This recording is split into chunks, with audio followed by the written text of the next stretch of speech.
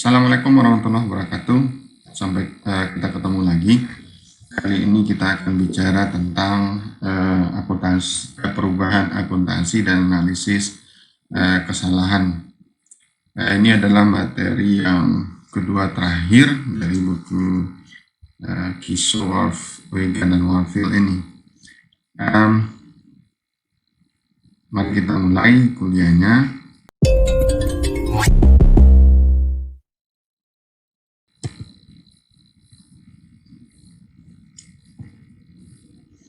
Baik, ini adalah preview dari chapter 22, ada perubahan akuntansi, perubahan itu bisa terdiri dari perubahan kebijakan, perubahan estimat, lalu kemudian ada kesalahan dan kemudian analisis atas kesalahan. Kita mulai dari sini. Akuntansi kita kenal itu memiliki banyak alternatif perlakuan, banyak alternatif metode.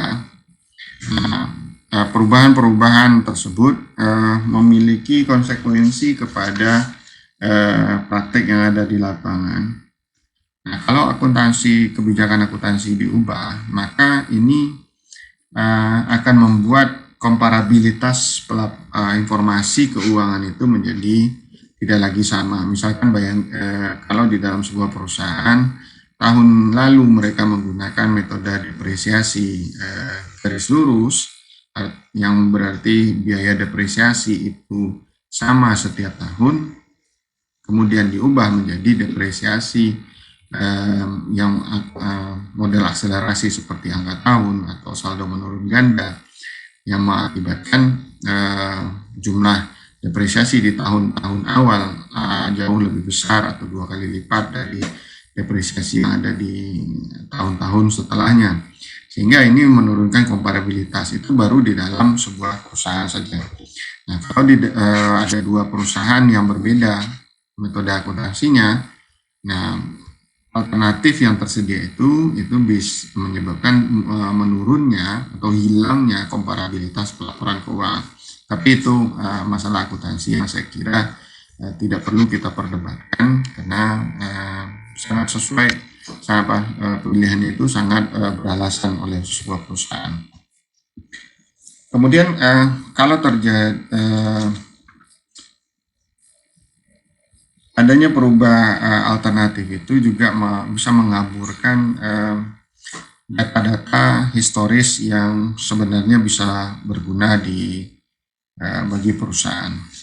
Nah, ada dua jenis perubahan akuntansi.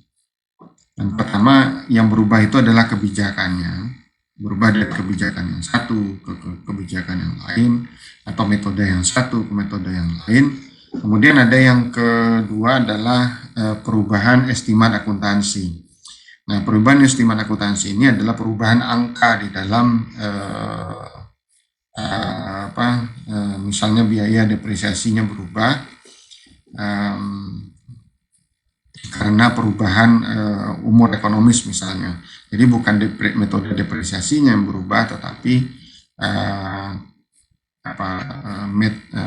pilihan atau asumsi-asumsi yang melandasi sebuah estimat. Misalnya depresiasi yang tadinya 5 tahun dirubah menjadi 7 tahun, yang tadinya depresiasinya 15 tahun, ternyata dikoreksi menjadi hanya 1 tahun. Hanya 5 tahun misalnya. Nah, selain dari dua yang tadi, ada yang disebut dengan kekeliruan atau errors. Nah, error ini menurut IASB bukanlah perubahan akuntansi, tapi itu kekeliruan. Nanti kita akan lihat bahwa error itu akan berhubungan dengan ketidakcermatan, berhubungan dengan pengendalian internal yang lemah, dan lain-lain. Jadi bukanlah termasuk ke dalam perubahan akuntansi. Nah, kita masuk ke topik yang kedua, yaitu menggambarkan akuntansi bagi perubahan kebijakan akuntansi. Nah, bolehkah perusahaan untuk merubah dari satu metode ke metode yang lain? Jawabannya boleh. Boleh dengan syarat bahwa kebijakan itu akan digunakan dalam jangka waktu yang panjang, kalau tidak bisa dikatakan selamanya. Artinya tahun 2019 pakai metode A, 2020 pakai metode B, 2021 ganti lagi ke metode A atau ke metode C. Nah, itu tidak boleh. Yang boleh adalah kalau ganti dari A ke B, maka ya B akan dipakai seterusnya hingga diyakini itu tidak lagi cocok, sehingga harus diganti dengan metode yang lain. Nah, contoh perubahan di sini misalnya adalah perubahan dari metode untuk menghitung inventory pada akhir tahun yang menggunakan rata-rata cost rata diganti dengan LIFO atau FIFO atau metode yang lain. Kemudian pergantian dari metode untuk proyek jangka panjang, misalnya dari cost recovery menjadi metode persentase penyelesaian pekerjaan. Nah, ada ketentuan bahwa kalau menggunakan sebuah metode baru atau pengabdosian sebuah metode baru, maka pengakuan peristiwa yang terjadi pertama kali atau yang sebelumnya tidak material bukanlah disebut dengan perubahan akuntansi. Misalnya gini, Anda baru saja mendirikan sebuah perusahaan, lalu Anda mengatakan bahwa kami menggunakan LIFO atau kami menggunakan metode depresiasi A, bukan depresiasi B. Nah, itu tidak disebut dengan perubahan kebijakan baru, tapi adopsi pertama kali. Atau kalau sifatnya tidaklah material, peristiwa yang sebelumnya, metode yang sebelumnya dipakai itu tidak material, ketika diganti itu tidaklah disebut dengan perubahan akuntansi. Nah, ada 3 pendekatan untuk perubahan metode akuntansi. Yang pertama adalah perubahan metode akuntansi pendekatan untuk laporannya itu hanya currently, artinya gini, setelah laporan keuangan 2019 disusun, Anda kemudian atau perusahaan Anda kemudian memandang bahwa metode depresiasi garis lurus itu ternyata tidak cocok dipakai, sehingga sebenarnya yang lebih cocok itu adalah metode depresiasi, katakan metode depresiasi jumlah angka tahun.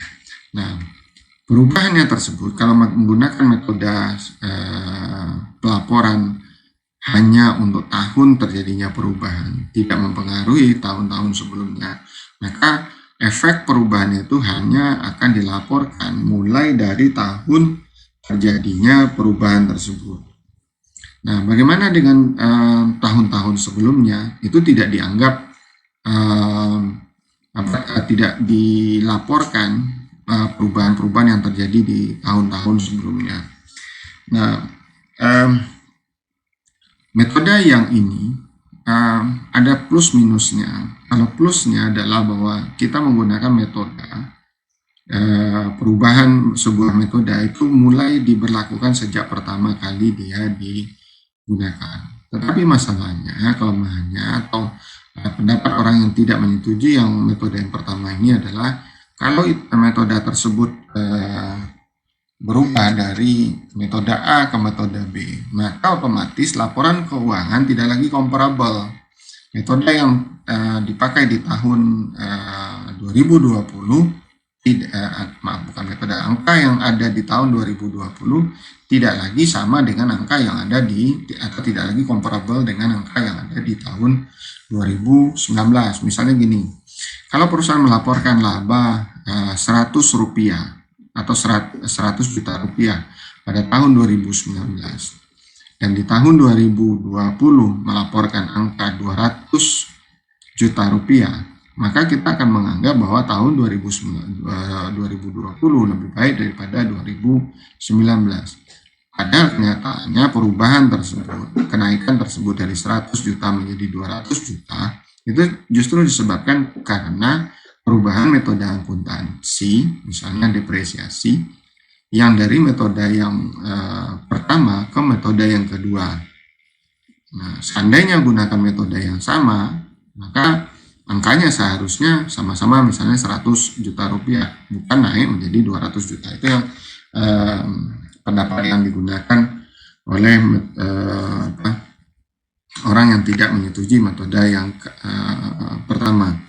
Nah, yang kedua adalah metode yang retrospektif. Retrospektif ini artinya ini adalah seakan-akan kalau misalnya kebijakan itu dipakai diterapkan dari sejak 1 Januari 2020, maka efeknya pada tahun-tahun sebelumnya, misalnya 19, 18, itu harus diperhitungkan. Sehingga seakan-akan metode tersebut atau kebijakan tersebut adalah kebijakan yang seakan-akan telah diberlakukan sejak 2018, 2019, dan di 2020. Untuk apa? Agar laporan keuangan itu bisa menjadi comparable. Itu salah satu argumen yang digunakan oleh para pendukung yang retrospektif. Nah, yang ketiga adalah yang prospektif. Ini yang hanya yang dilaporkan adalah bahwa laporan angka-angka yang telah dilaporkan di masa lalu tidak diubah.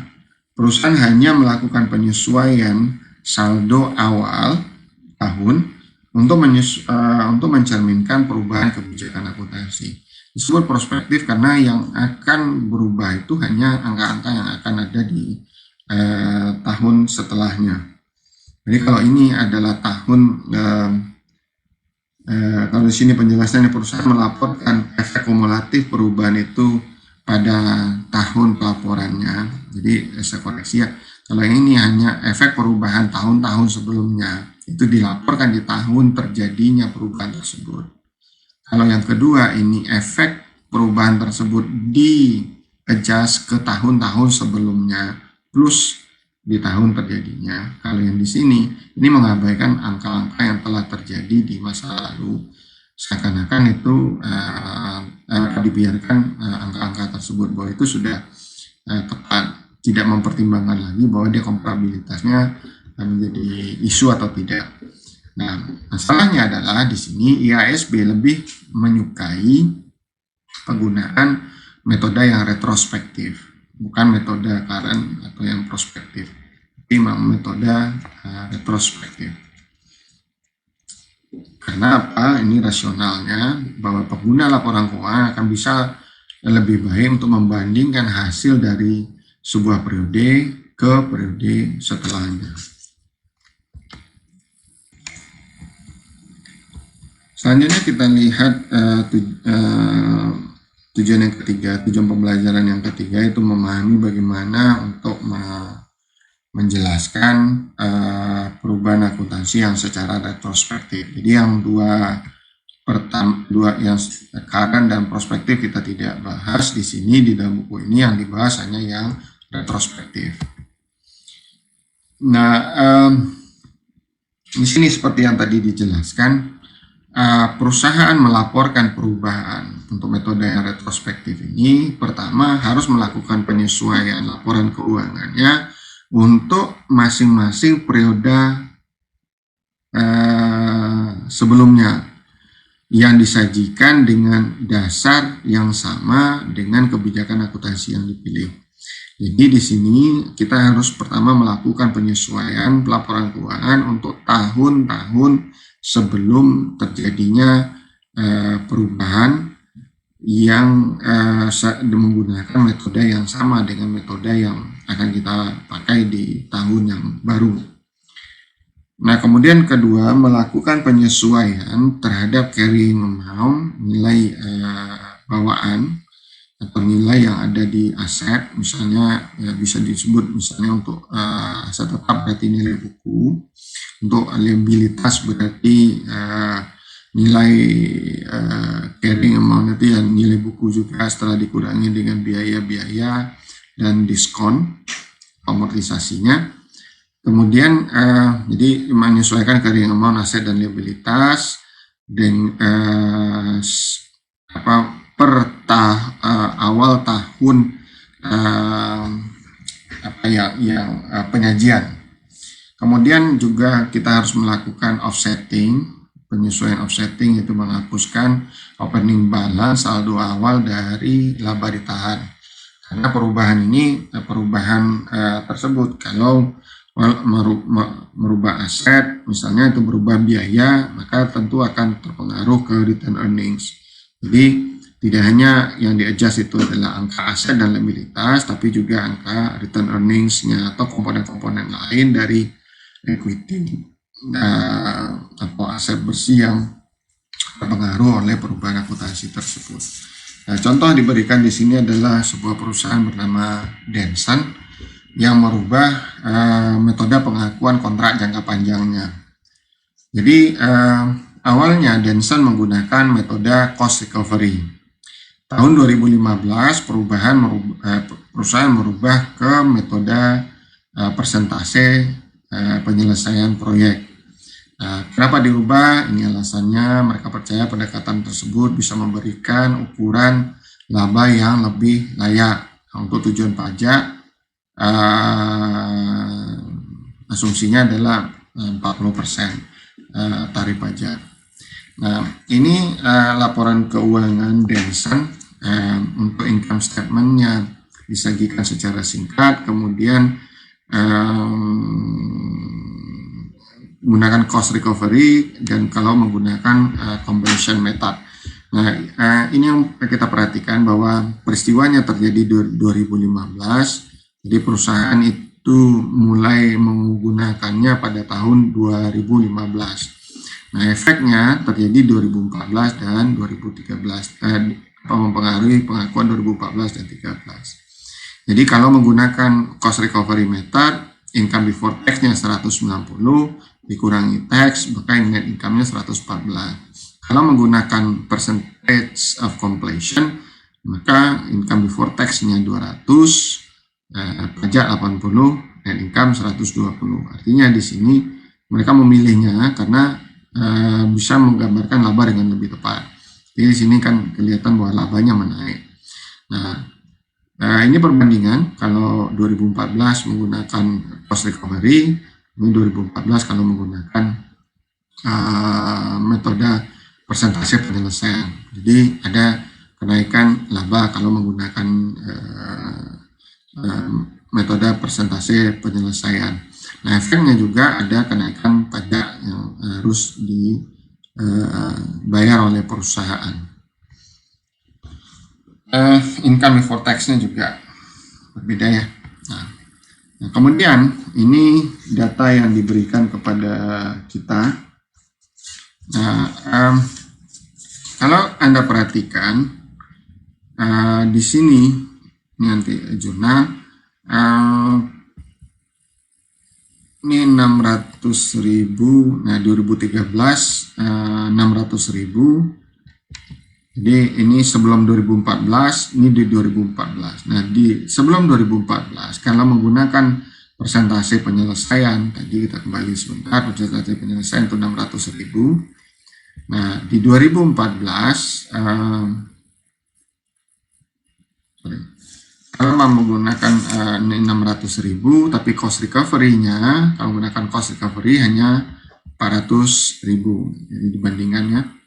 Kemudian perbedaannya 200.000. Nah, 200.000 ini adalah kenaikan laba karena perubahan metode pengakuan pendapatan. Ini 200.000 di sini. Ini efeknya terhadap pajak. Nah, di 2014 kalau menggunakan metode persentase penyelesaian, income before tax-nya 180, ini 160 kalau menggunakan cost recovery ya. Nah, perbedaannya ada 20.000. Nah, ini net income effect-nya 12.000. Nah, sehingga total efek dari sebelum 2014 ditambah dengan 2014 yang terbawa ke 2015, bukan terbawa, artinya yang mempengaruhi posisi di 2015 itu adalah sebesar 780.000. Di 2015 sendiri, di sini Laba sebelum pajak adalah 200.000, ini 190. Nah, sehingga kalau ini 780.000 total 600 tambah 140, ini 200.000, ini 190 ya, betul, 190. Nah, kita perhatikan di sini dari 2 tahun 13 dan 14 itu efek yang terbawa ke perbedaan yang terbawa pada posisi awal tahun 2015 adalah sebesar 220.000. Sementara perbedaan di tahun 2015 sendiri hanya 10.000. Nah, jurnalnya yang harus kita tambahkan adalah adanya pengakuan pendapatan construction and process, itu ada pengakuan aset sebesar 220.000, kemudian return earning 132.000, dan adanya pajak yang belum diakui. Nah, 220.000 ini adalah kenaikan pendapatan yang terjadi, tetapi juga diikuti dengan adanya kenaikan hutang pajak sebesar 88.000. Nah, efeknya, pengaruhnya adalah kepada return earnings. Nah, kita perhatikan di sini, ini adalah peristiwa yang terjadi di 2015 karena perubahan metode akuntansi. Yang terjadi di 2015 ini adalah adjustment untuk tahun-tahun sebelum 2015. Jadi ini adalah jurnal di awal tahun. Nah, kita lanjutkan di sini untuk laporan perubahan kebijakan. Ini ada beberapa panduan. Pengungkapan utama yang harus ada itu apa? Pertama, sifat dari perubahan akuntansi. Kemudian alasan mengapa harus dirubah metode akuntansi tersebut. Ini akan menimbulkan pertanyaan dari investor, dari auditor, terutama ya. Nah, kenapa itu merubah? Bisa jadi regulator juga, kalau perusahaan ada di bursa, maka OJK atau Bank Indonesia mungkin juga sampai bisa mempertanyakan kenapa perubahan akuntansi itu terjadi. Kemudian untuk periode tahun sekarang dan masing-masing tahun sebelumnya, jumlah penyesuaian juga harus disajikan untuk setiap item atau setiap butir yang terpengaruh. Kemudian pengaruhnya kepada EPS, earnings per share, baik yang basic atau yang diluted. Diluted berarti itu memperhitungkan adanya preferred stock atau convertible preferred stock atau convertible bond. Kemudian jumlah dari penyesuaian yang sehubungan dengan periode sebelum disajikan. Sepanjang itu bisa dilaksanakan. Nah, ini contoh yang diberikan untuk Denson, mereka memberikan penjelasannya. Nah, saya coba mencari beberapa laporan keuangan tapi tidak menemukan yang melakukan perubahan ini. Mungkin jika Anda tertarik, Anda bisa temukan laporan keuangan yang memiliki perubahan kebijakan akuntansi. Kemudian selanjutnya, ya seperti yang tadi, setelah terjadi perubahan pada akun di awal tahun, tadi adalah akun pendapatan, maka yang harus diubah juga atau yang terpengaruh juga adalah akun return earnings. Nah, return earnings angkanya diberikan kepada kita di sini. Pada tahun 2013, awal 2013, return earnings-nya adalah 1.360.000 euro. Nah, ini angkanya. Kemudian ada net income sebesar 240.000. Itu adalah net income net income yang diberikan menggunakan ketika masih menggunakan metode 240.000 ini, ketika masih menggunakan metode cost recovery sebelum diubah. Jadi total return earning 31 Desember 2013 adalah 1,6 juta. Nah, ini dibawa ke 2014 menjadi 1,6. ditambah net income menggunakan metode cost recovery-nya yang lama itu 96.000. Seterusnya ini masih berasumsi bahwa menggunakan metode cost recovery. Jadi per 31 Desember 2015 menggunakan metode cost recovery, return earnings-nya adalah 1,81. Nah, sementara kalau menggunakan metode percentage of completion, persentasi penyelesaian, di 2014 seharusnya saldonya adalah 1720 di 1 Januari 2014, berarti akhir 2013 itu seharusnya 1720. Nah, sementara yang tercatat baru 1,6, berarti ada kumulatif, efek kumulatifnya, perbedaan efek kumulatifnya per 1 Januari 2014 yang harus diakui itu sebesar 120.000. Nah, untuk pelaporan 2014 kita lihat di sini, yang awalnya menggunakan cost recovery itu hanya 1,6, kita harus menambah dengan 120.000. Nah, ini dilaporkan 120.000 pada tahun 2014 sehingga return earnings per 1 Januari 2014 dikoreksi atau di-adjust menjadi 1,720. Ditambah dengan net income di 2014 menggunakan metode yang baru yaitu persentase penyelesaian sebesar 108 sehingga saldo di 2014 tanggal 31 Desember adalah 1828. Nah, angka ini dibawa sebagai angka return earnings pada tanggal 1 Januari. Ditambah dengan laba di tahun tersebut menjadi return earnings yang menjadi 1,948. Baik, kita lanjutkan di sini. Perubahan kebijakan akuntansi tersebut punya dua tipe. Yang pertama yang memiliki efek langsung dan yang kedua yang tidak memiliki efek langsung atau memiliki efek tidak langsung.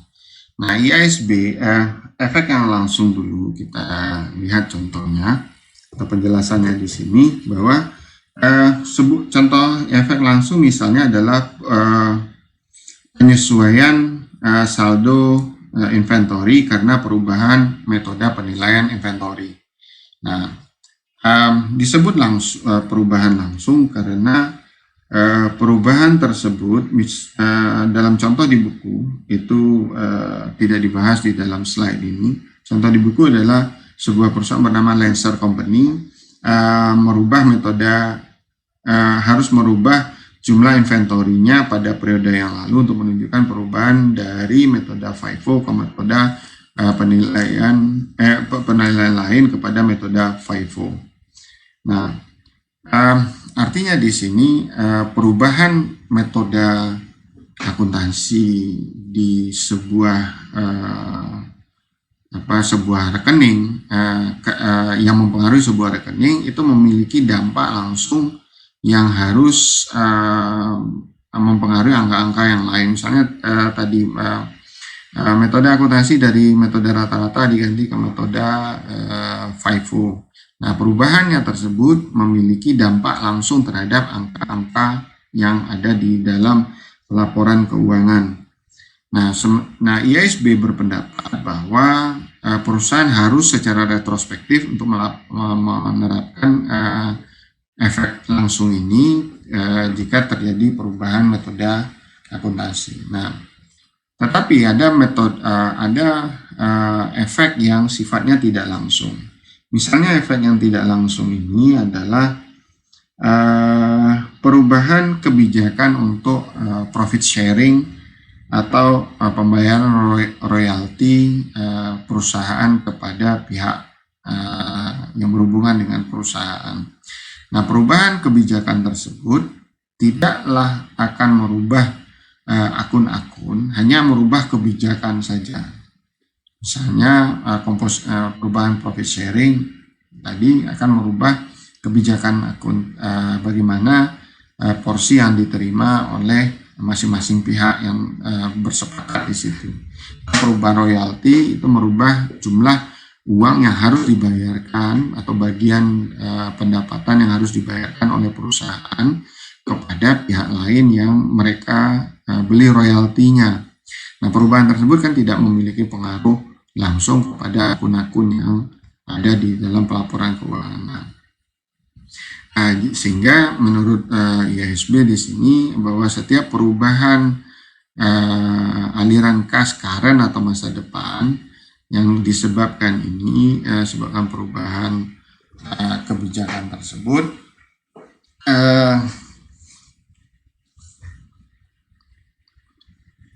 dari efek adalah perubahan current ini riset ya ini hanya penjelasannya bahwa yang disebut indirect itu adalah perubahan kebijakan, nah, tetapi tidak memiliki efek langsung kepada akun-akun yang lain. Nah, efek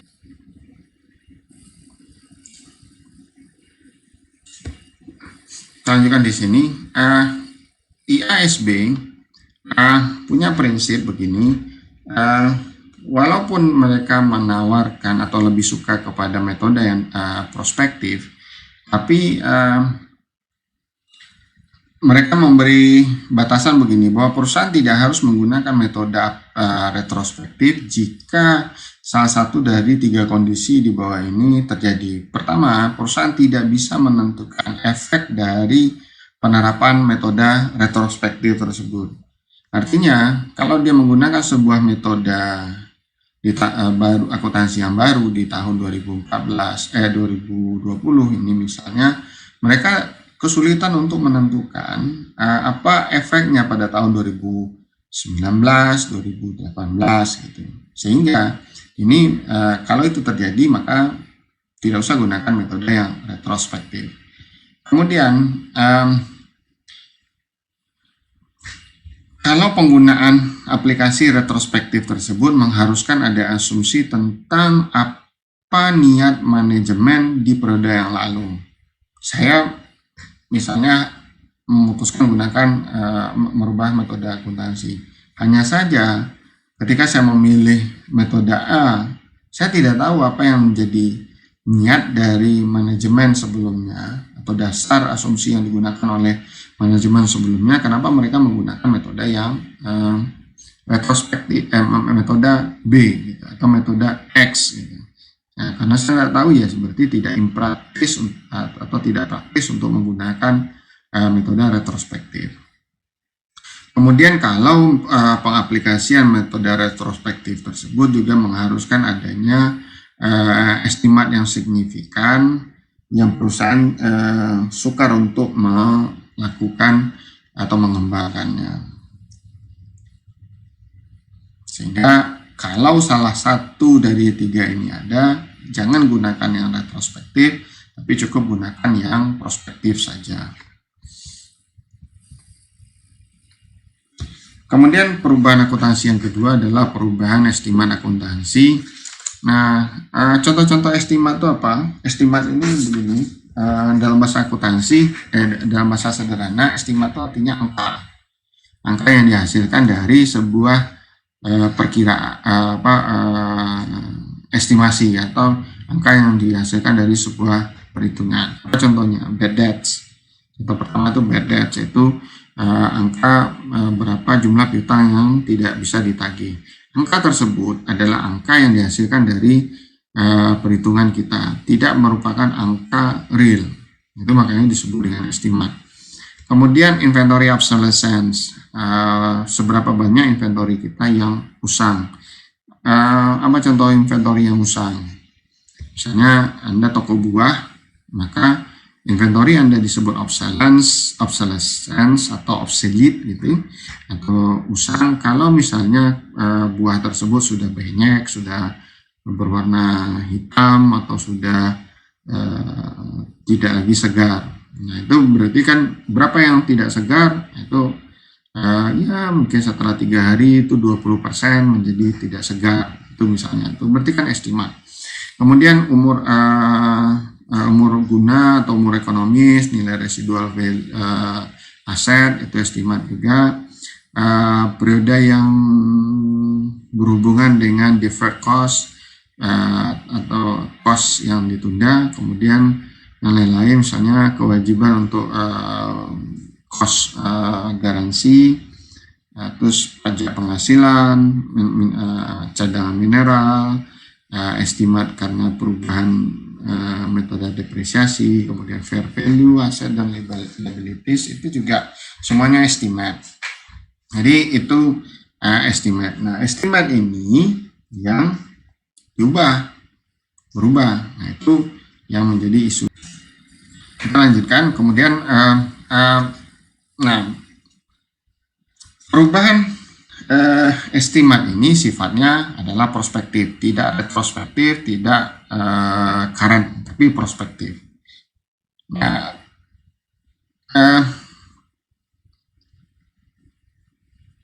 yang harus dilakukan perubahan itu adalah pada periode terjadinya perubahan itu kalau hanya mempengaruhi periode tersebut. Nah, bagaimana kalau yang berubah itu periode-periode setelahnya? Juga harus dilakukan adjustment. Maka di sini IASB mengatakan mereka memprohibit retrospective treatment. Kita lihat contohnya misalnya di sini. Arcadia itu membeli sebuah peralatan, nilai perolehannya $510.000. Diestimasi punya umur ekonomi 10 tahun dengan salvage value-nya itu 10.000. Berarti dari sini kita 510 kurang 10 berarti 500 bagi 10 berarti sekitar 50.000 per tahun untuk depresiasinya kalau menggunakan metode garis lurus 10 tahun ya. Nah, setelah depresiasi berjalan selama 7 tahun menggunakan metode garis lurus, berarti sekitar 7 tahun berarti 750.000 kali 7, 350.000 nilai bukunya pada saat akhir tahun ke-7 seharusnya. Di tahun 2015, tahun ke-8, Arcadia ini merubah total estimated life-nya, umur hidup estimasiannya seharusnya 15 tahun dengan salvage value-nya seharusnya 5.000. Jadi bukannya 10 tahun tetapi 15 tahun. Bukannya 10.000 salvage value-nya tetapi adalah 5.000. Nah, berarti di sini kan estimat yang berubah, ada 2 estimat yang berubah. Pertama umur ekonomis, yang kedua adalah nilai salvage value-nya. Nah, sudah 7 tahun berlalu, berarti sudah ada 7 tahun masa depresiasi. Dari seharusnya 15, berarti masih ada 8 tahun lagi. Nah, pertanyaannya adalah, apa jurnal untuk mengoreksinya dan berapa depresiasi di 2015 dan tahun-tahun setelahnya sampai 8 tahun kemudian. Nah, untuk jurnal itu tidak ada jurnal yang kita butuhkan, tetapi untuk perhitungannya menjadi seperti ini. Setelah 7 tahun berarti kan 500.000 yang umur yang depreciable-nya, yang didepresiasi, dan 350.000 seperti yang saya jelaskan tadi. Nah, 350.000 ini adalah nilai buku aset pada akhir tahun ke-7 atau awal tahun ke-8. Maaf, ini depresiasinya, berarti nilai bukunya adalah 510, tidak dimasukkan residual value atau salvage value-nya. Nah, dikurang dengan akumulasi depresiasi 350.000, berarti book value-nya adalah 160.000. Nah, 160.000 ini kita kurangkan dengan salvage value yang 5.000, sehingga menjadi 155.000 basis depresiasinya untuk 8 tahun, maka depresiasi per tahun adalah 19.375. Nah, tadi jurnal untuk perubahan estimat ini tidak diperlukan, maka yang ada adalah jurnal untuk ayat depresiasi yang baru dengan angka yang baru. Jadi depresiasinya menjadi 19.375 dan akumulasi depresiasinya bertambah hanya 19.375 dari tahun sebelumnya yang 50.000. Untuk pengungkapan, untuk disclosure-nya di dalam pelaporan keuangan, maka perusahaan harus disclose sifat dan jumlah perubahan akuntansi yang terjadi dan bagaimana efeknya pada periode sekarang dan apa efeknya pada periode-periode yang lalu. Ini untuk keefisienan pelaporan keuangan, perusahaan tidak harus mengungkapkan perubahan estimat akuntansi karena ada operasi normal perusahaan, misalnya perubahan metode bad debt allowance atau inventory obsolescence, kecuali jumlahnya material ya. Jadi untuk urusan efisiensi sih sebenarnya. Nah, yang berikutnya adalah masalah error akuntansi. Error atau kesalahan di dalam akuntansi ini ada 6 setidaknya. Tapi ada kata kunci yang penting di sini. Kalau terjadi kesalahan pada akuntansi, berarti ada kekeliruan pada pengendalian internal perusahaan. Itu kata kunci yang penting. Nah, jenis-jenisnya bisa perubahan dari prinsip akuntansi yang ada tidak sesuai dengan GAP atau PABU yang berlaku di masyarakat atau di masyarakat akuntansi atau di dalam praktik. Yang kedua, misalnya terjadi kesalahan hitung, mathematical mistakes. Jadi depresiasinya salah misalnya, kemudian ya ini hanya penghitungan matematikal yang terjadi.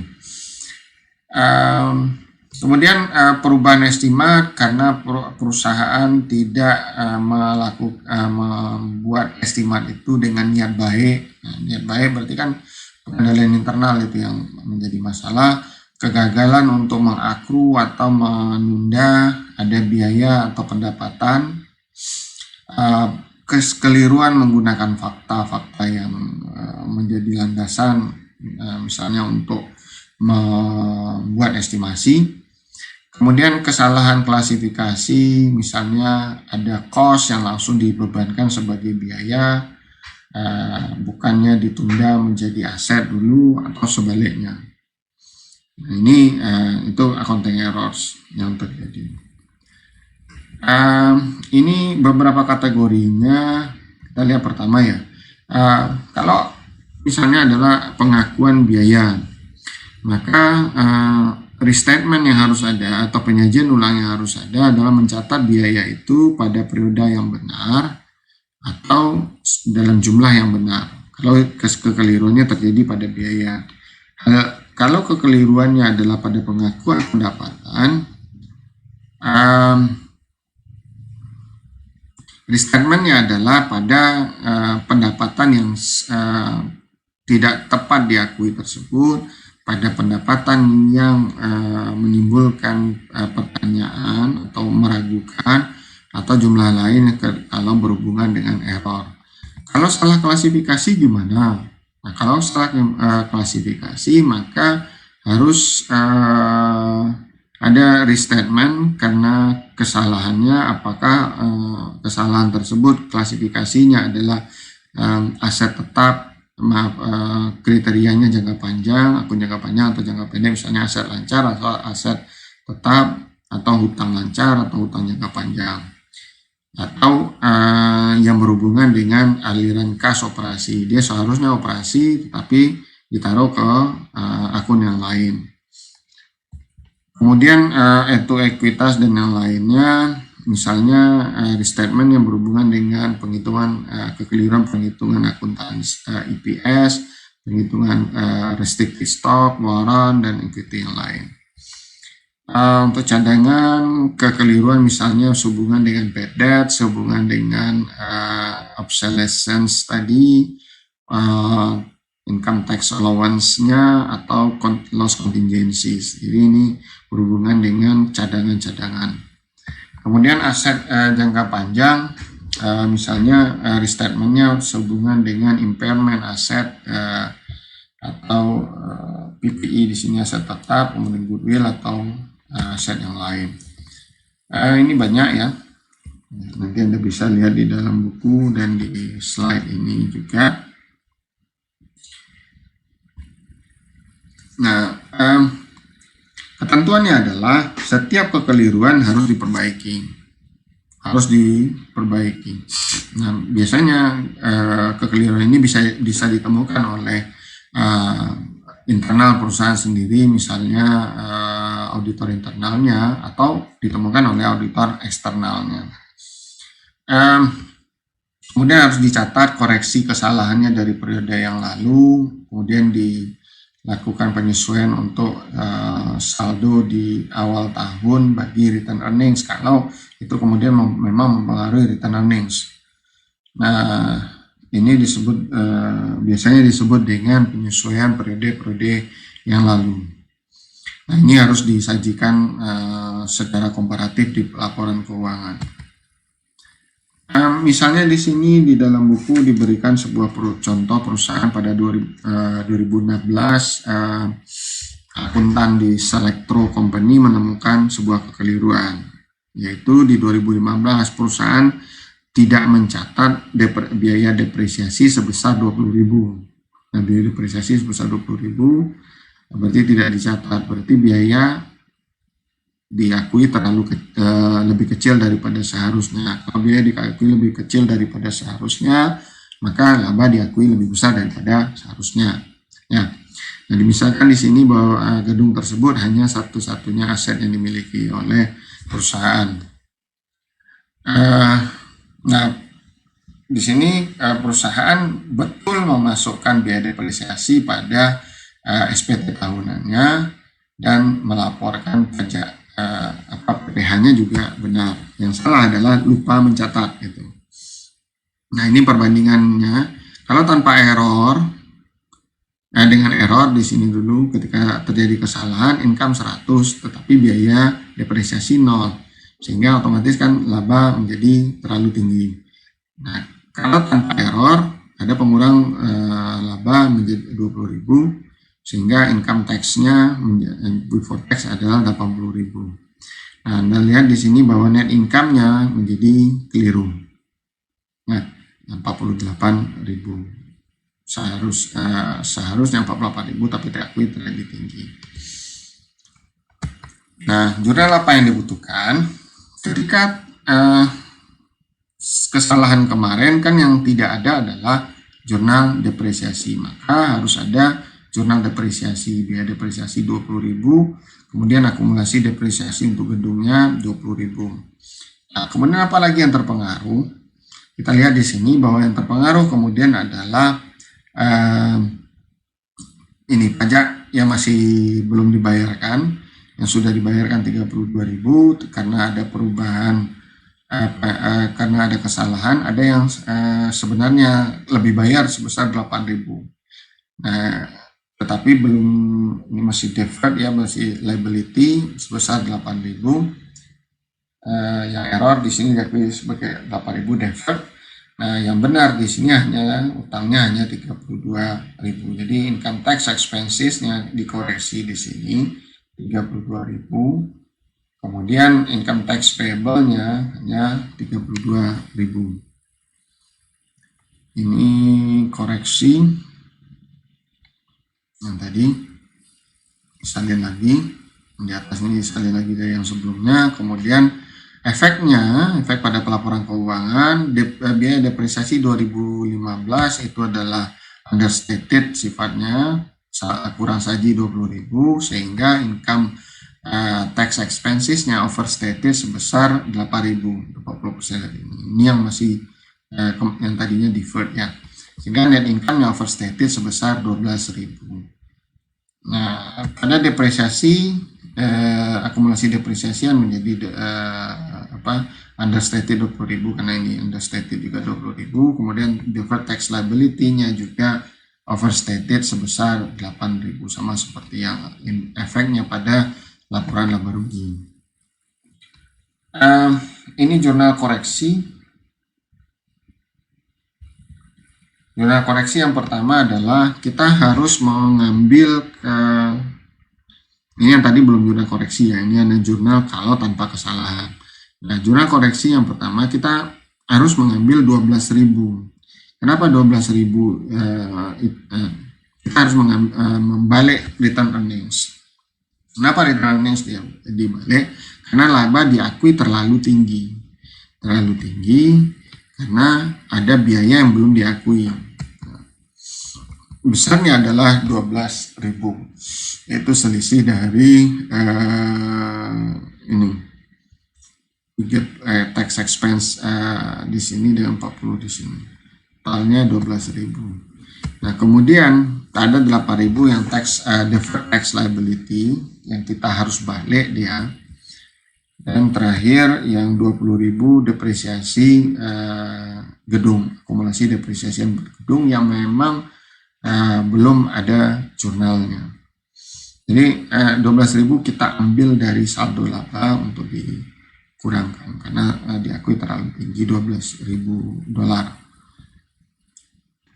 Nah, untuk penyajian bisa menggunakan metode single period saja, ini 2016 saja.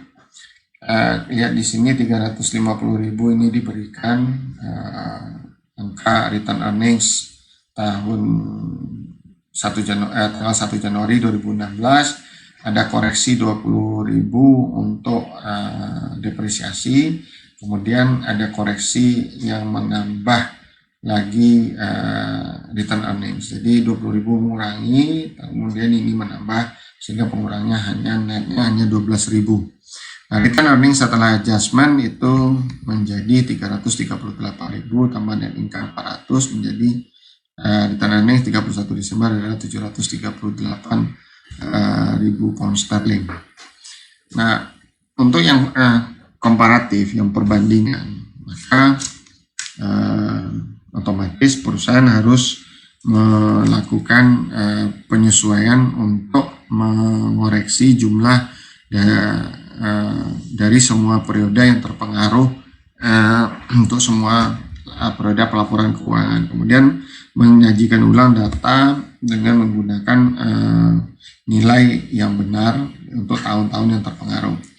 Kemudian menunjukkan adanya catch-up adjustment, itu perubahan setelah penyesuaian tersebut. Ini contoh, kita lewati contoh ini, Anda bisa lihat nanti. Nah, ini ringkasan untuk perubahan akuntansi dan koreksi kesalahan. Ini semuanya sudah ada di bagian depan. Misalnya, kenapa kita harus menggunakan metode yang retrospektif, apa alasannya? Jika tidak praktis menggunakannya, maka apa yang harus kita lakukan? Kemudian perubahan estimat itu, apa yang harus untuk perubahan estimat, gunakan yang current dan prospektif, tidak gunakan yang retrospektif. Karena kalau terjadi perubahan karena error, maka harus ada restatement. Nah, restatement itu yang penting kalau terjadi error ya. Kemudian yang berikutnya, yang ketujuh, kita mengidentifikasi motif. Ini singkat saja. Apa motif orang untuk melakukan perubahan metode? Ini motifnya sangat berhubungan dengan manajemen perusahaan, dengan apa yang menjadi motivasi di dalam perusahaan. Pertama disebut dengan political cost. Perusahaan mungkin merubah metode akuntansi agar tidak terlihat menjadi terlalu besar. Karena kalau semakin besar perusahaan, maka akan semakin tinggi political cost-nya. Kasarnya semakin tinggi, semakin besar perusahaan, maka perusahaan akan menjadi pengamatan kantor pajak lebih intensif. Misalnya, kasarnya menjadi tempat bagi masyarakat sekitar untuk minta sumbangan, kasarnya seperti itu. Kemudian untuk memperbaiki capital structure perusahaan. Capital structure ini artinya kalau merubah metode tadi kebijakan akuntansi, kan salah satu yang terpengaruh adalah return earnings. Return earnings menjadi lebih besar atau menjadi lebih kecil. Katakan tujuannya adalah untuk menjadikan return earnings terlihat menjadi lebih besar. Kalau return earnings membesar, maka otomatis ekuitas juga membesar. Nah, kalau perusahaan ingin mempertahankan perbandingan satu hutang didanai oleh dua ekuitas, maka salah satu cara yang bisa digunakan oleh perusahaan untuk mempertahankannya ketika Misalnya posisinya satu hutang hanya dijamin oleh 1,8 ekuitas, maka perusahaan mungkin bisa mempertimbangkan berubah metode akuntansi sehingga return earnings berubah, yang efeknya rasio debt to equity ratio tadi 1:1,8 bisa berubah menjadi 1:2,0 itu misalnya. Kemudian motif yang lain adalah pembayaran bonus. Kalau saya rubah metode akuntansi, jangan-jangan labanya menjadi lebih tinggi sehingga bonus saya lebih banyak. Yang keempat adalah untuk membuat pertumbuhan laba menjadi terlihat lebih mulus, tidak gonjang-ganjing, tidak turun naik gitu. Perusahaan bisa saja merubah metode akuntansi atau merubah estimat akuntansi. Nah, lepas daripada apapun motifnya yang ada di sini, nah, perubahan tersebut harus disikapi hati-hati oleh baik Anda ketika Anda menjadi auditor atau Anda menjadi auditor internal di perusahaan, atau malah orang-orang yang kemudian mau memimpin perusahaan yang memiliki motif-motif seperti yang ada di sini. Nah, terakhir tentang analisis kesalahan, ada 3 pertanyaan yang relevan untuk diajukan oleh siapapun yang membaca laporan keuangan. Yang pertama adalah seperti apa tipe kesalahan yang terjadi. Nah, tipe kesalahan itu bisa terjadi ada di 3 tempat nanti, yaitu di laporan posisi keuangan, bisa hanya di laporan laba rugi, atau di dua-duanya. Kemudian apa jurnal yang dibutuhkan untuk mengoreksi kekeliruan tersebut? Kemudian yang terakhir, yang ketiga, setelah ditemukan kekeliruan, bagaimana cara atau bagaimana restatement untuk laporan keuangan tersebut. Nah, statement kekeliruan yang pertama itu bisa adalah yang terjadi hanya pada statement laporan posisi keuangan. Jadi yang dipengaruhi hanya penyajian aset, liabilities, atau equity account. Apakah bisa? Ya bisa. Artinya kok tidak terjadinya pada income statement-nya? Bisa terjadi hanya pada financial statement saja.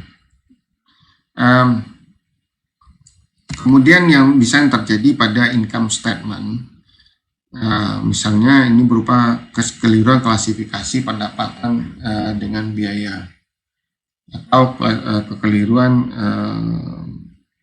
penetapan kapan pendapatan itu bisa diakui atau kapan biaya itu bisa diakui.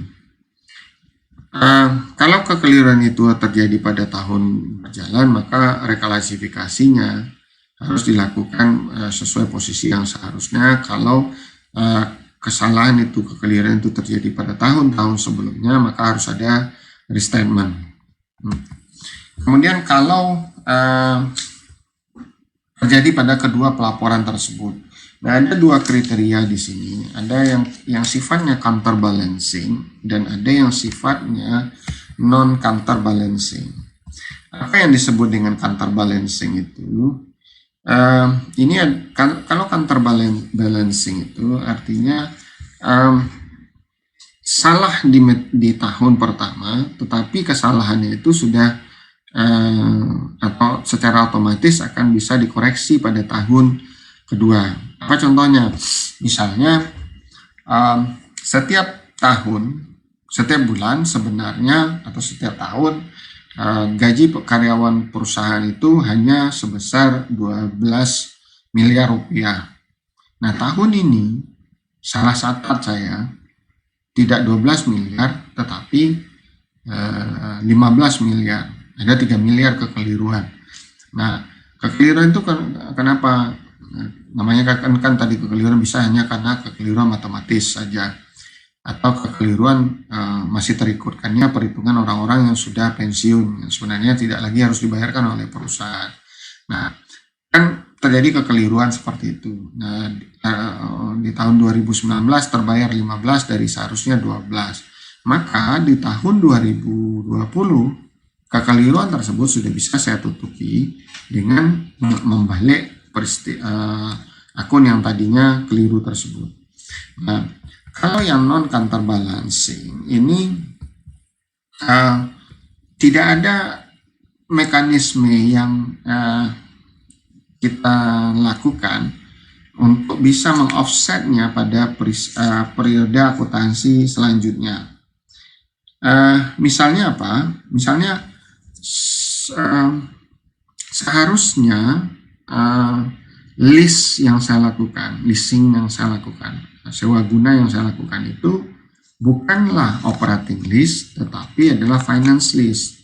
Jadi 2019 saya misalnya tekan kontrak, saya catat sebagai operating lease. Di 2020, kalau saya tidak ubah, dia akan tetap tercatat sebagai operating lease. Tidak ada mekanisme untuk kemudian merubahnya, kecuali merubah apa yang sudah terjadi kesalahan itu di masa lalu. Nah, untuk counterbalancing ada dua kemungkinan peristiwanya. Pertama, perusahaan sudah menutup buku. Nah, kalau sudah menutup buku di tahun tersebut, maka kalau sudah terjadi counterbalance tidak perlu ada jurnal. Tapi kalau belum di counterbalance, maka harus ada jurnal untuk mengadjust. Kedua kondisinya kalau tadi buku sudah ditutup, ada kemungkinan bahwa buku belumlah ditutup. Kalau buku belum ditutup dan kesalahan tadi sudah di counterbalance, maka ada jurnal untuk mengoreksinya dengan mengadjustnya ke return earnings. Kalau dia sudah tidak di counterbalance, lalu bisa kalau ini sudah di counterbalance, yang ini belum di counterbalance, maka harus ada jurnal untuk adjust ke return earnings. Jadi return earnings yang kita pengaruhi. Ini contoh misalnya, ada sebuah perusahaan ini diambil dari buku ini sendiri, dari exercise nomor 19. Anda mungkin perlu mencatat nilai-nilai yang ada di sini, di debitnya berapa, ini trial balance di kreditnya berapa. Jadi misalnya supplies di sini 2.500, ada hutang gaji 1.500 R-nya Pak, rupiah. Kemudian interest receivables 5.100, prepaid insurance 90.000, unearned rent itu 0, interest payable 0. Nah, kemudian interest payable 15.000. Nah, kemudian kondisinya kalau bukunya belum ditutup. Nah, dicontohkan di sini physical perhitungan fisik dari supplies akhir tahun itu hanya sebesar 1.100. Tadi ini supplies posisinya 2.500 pada 31 Desember. Setelah dihitung sebenarnya hanya 1.100. Berarti yang harus kita lakukan hanyalah adjustment saja. Jadi berarti ada supplies yang belum dicatat sebagai biaya, itu sebesar 1.400 karena kita catat 2.500 posisinya, ternyata nilainya hanya 1.100, berarti 1.400 belum tercatat. Maka kita harus mengurangkan lagi supplies on hand-nya 1.400. Itu contoh yang kedua, ada gaji dan upah yang harus diakru. Berarti ada hutang gaji dan upah yang harus diakru. Di sini baru diakru 1.500. Nah, seharusnya adalah 4.400. Berarti kita kurang mengakrunya, kurang mencatatnya, menjadikannya sebagai biaya. Nah, berarti kita harus menambah biaya 2.900 dan menambah hutang sebesar 2.900 karena yang diakui tadi baru 1.500. Ya, ini 1.500. Nah, itu selanjutnya untuk dua contoh yang lain ini berhubungan dengan contoh yang ada, data yang ada. Jadi intinya di sini adalah kita melakukan adjustment seakan-akan sama seperti adjustment lain yang belum kita lakukan. Jadi ini hanya kekeliruan ketika buku belum ditutup. Nah, bagaimana kalau buku sudah ditutup? Ini saya loncati saja untuk nomor 5 dan 6. Kalau bukunya sudah ditutup, berarti di dalam pengantar akuntansi dulu Anda diberitahu bahwa akun-akun pendapatan ditutup ke ikhtisar laba rugi. Pada akhir tahunnya, akun-akun biaya ditutup ke ikhtisar laba rugi. Berarti kalau pendapatan dia di debit, maka ikhtisar laba ruginya dikredit. Kalau biaya untuk ditutup dia harus dikredit, maka ikhtisar laba ruginya harus didebit. Nah, berarti itu kan buku sudah ditutup. Nanti ikhtisar laba rugi di setor ke return earnings. Jadi kondisinya adalah kita harus mengambil dari return earnings. Jadi untuk contoh ini physical account dari supplies-nya ternyata adalah 1.100. Tadi hanya 2.000, dicatat 2.500. Dicatat terlalu besar daripada seharusnya hanya 2.500. Berarti supplies kurang, catat sebesar 1.400 untuk dikurangi. Maka karena buku sudah ditutup, diambillah dari return earnings. Anda lihat semuanya yang tadinya di debit itu berbeda, ya, yang sesuai dengan kalau di sini expense, kalau di sini berarti expense juga, di sini sekarang diambil dari return earnings. Ya, semuanya diambil dari return earnings. Perhatikan semuanya dari return earnings. Jadi itu yang kuliah kita kali ini. Ini adalah kuliah yang ke-14, ke-13, jadi ke-14, kemudian 15 kita ujian. Mudah-mudahan penjelasan ini bisa menambah penjelasan yang Anda butuhkan dari bacaan yang menjadi bacaan Anda. Mudah-mudahan bisa memberi manfaat. Selamat malam atau selamat siang waktu Anda. Assalamualaikum warahmatullahi wabarakatuh.